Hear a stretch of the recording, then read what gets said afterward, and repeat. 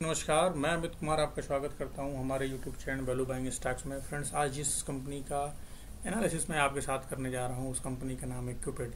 Friends, मैं इस समय क्यूपिड के मेन वेबसाइट पे हूं और हम देखते हैं कि कंपनी बनाती क्या है। तो फ्रेंड्स, ये कंपनी रबर्स के प्रोडक्ट्स बनाती है कंट्रासेप्टिव सेगमेंट में।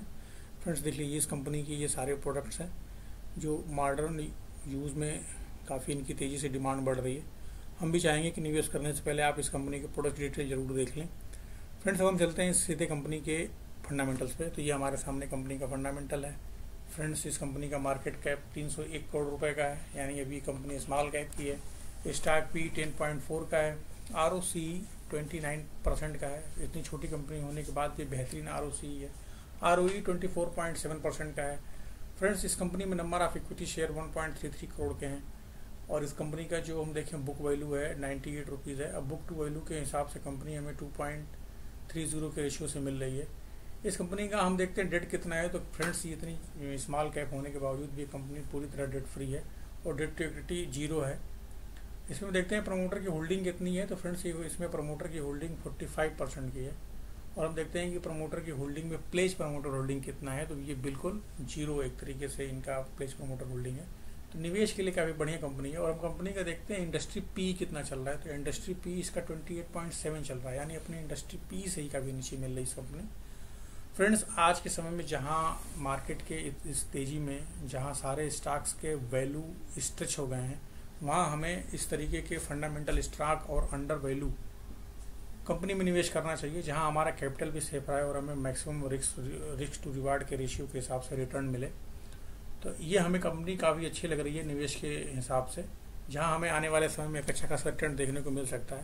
फ्रेंड्स, हम चलते हैं इस कंपनी के फंडामेंटल्स के साथ साथ इसमें अब हम देखते हैं कि इनके quarter and quarter basis result किस हिसाब से हैं। तो पिछले हम 5 क्वार्टर के रिजल्ट देखते हैं। तो फ्रेंड्स, देखिए इनका ये लगातार सेल्स ग्रोथ दिखा रहा है कि इनके टॉप लाइन में काफ़ी सेल्स बना हुआ है। फ्रेंड्स, हम देखते हैं कि इसमें मार्च 2020 में ये 42.7 करोड़ का इनका सेल्स था। जून 2020 में क्योंकि कोविड के पीरियड होने की वजह से इनका 27.94 का सेल्स रहता है। सितंबर 2020 में 30.85 करोड़ का इनका सेल्स फिगर है और दिसंबर 2020 में 47.88 करोड़ का है और मार्च 2021 में ये 41.7 करोड़ का इन्होंने सेल्स किया, यानी इनकी टॉप लाइन थोड़ी बढ़ती रही है। लेकिन मार्च क्वार्टर का जो अभी इनका रिजल्ट आया था थोड़ा सा ये डाउन रहा है, इसकी वजह से कंपनी के टॉप लाइन पर असर पड़ा है और उसके हिसाब से देखिए इनका प्रॉफिट पे इनके इफेक्ट आया है। लेकिन फ्रेंड्स, देखिए इस कंपनी का ऑपरेटिंग प्रॉफिट मार्जिन कितना शानदार है। हालांकि लॉन्ग टर्म में हम 1 या 2 क्वार्टर के रिजल्ट को इतना मायने नहीं देते, लेकिन हम देखते हैं कि इस कंपनी का लगातार बिजनेस मॉडल जिस हिसाब से है उसके हिसाब से जी इनका सेल्स बढ़ रहा है और सेल के बाद देखिए इनका ऑपरेटिंग प्रॉफिट मार्जिन बहुत टॉप का है, यानी ये 20 से 30% के बीच का इनका ऑपरेटिंग प्रॉफिट मार्जिन है। इतनी छोटी कंपनी में यानी स्मॉल कैप की कंपनी में इस तरह का प्रॉफिट मार्जिन देखना बहुत ही रेयर होता है और ये दिखाता है कि ये कंपनी में किस हिसाब से वैल्यू है और इसमें वैल्यू बाइंग इन्वेस्टर जिस समय इस कंपनी को बाई करेंगे तो ये हमें लगता है कि यहाँ से भी स्टॉक मिनिमम 2x का कैंडिडेट तो मिनिमम होना चाहिए। फ्रेंड्स, हम देखते हैं कि इस कंपनी का प्रॉफिट एंड लॉस स्टेटमेंट क्या है। तो देखिए ये ईयर ऑन ईयर बेसिस इस कंपनी का ग्रोथ देखिए 8 करोड़ से कंपनी आज के मार्च 2021 में इस कंपनी ने 149 करोड़ का सेल्स कर रही है, यानी कंपनी का जो टॉप लाइन है ईयर ऑन ईयर बेसिस काफ़ी अच्छा ग्रोथ कर रहा है।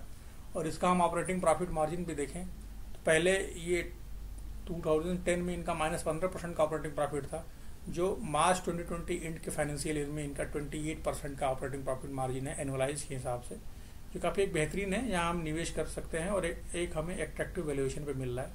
फ्रेंड्स, हम चलते हैं इस कंपनी में जो फाइनेंशियल के साथ साथ हम इसका शेयर होल्डिंग पैटर्न देखते हैं, जो भी काफ़ी एक अच्छा खासा हमें डेटा देता है।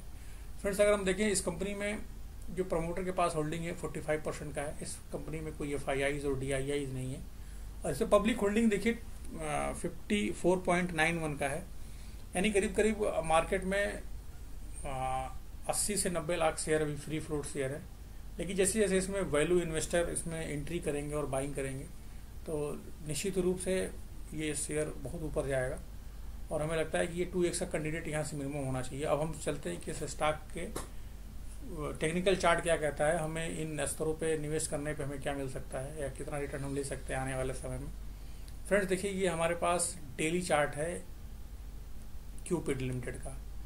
अभी थोड़ा सा जब इनका मार्च क्वार्टर का रिजल्ट आया था तो ये उसके पहले ये इसका जो रेट भाव चल रहा था इस शेयर का वो 245 से लेकर 250 के बीच में ट्रेड हो रहा था। लेकिन रिजल्ट आने के बाद देखिए अचानक इसमें फॉल आया था, क्योंकि इनका थोड़े से सेल्स में डाउन आया था, तो रिजल्ट देखिए मार्केट को पसंद नहीं आया। तो मार्केट को पसंद आने के बाद देखिए ये इसका प्राइस काफ़ी नीचे आया था, यानी ये नीचे आया गया है 223 पे। और हम इसका फ्रेंड्स एक चीज़ देखें, इस तरीके के जो गिरावट होते हैं हमें कंपनी को खरीदने का मौका देता है। फ्रेंड्स अगर हम देखें पहले इसकी वीकली चार्ट पे देखें जाके, तो ये हमारा वीकली चार्ट है।